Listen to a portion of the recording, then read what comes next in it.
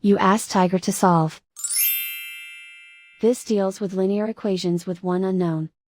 The final result is x equals -4. Let's solve it step by step. Group all x terms on the left side of the equation. Subtract 4x from both sides. Group like terms.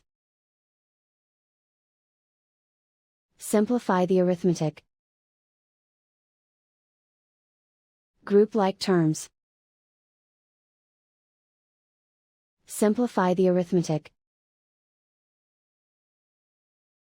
Group all constants on the right side of the equation. Add 2 to both sides.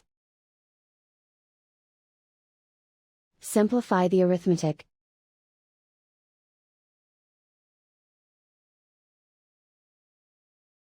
Convert the x into a positive number.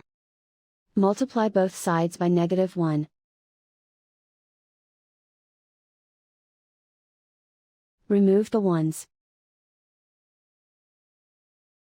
Simplify the arithmetic. And so the final result is x equals -4.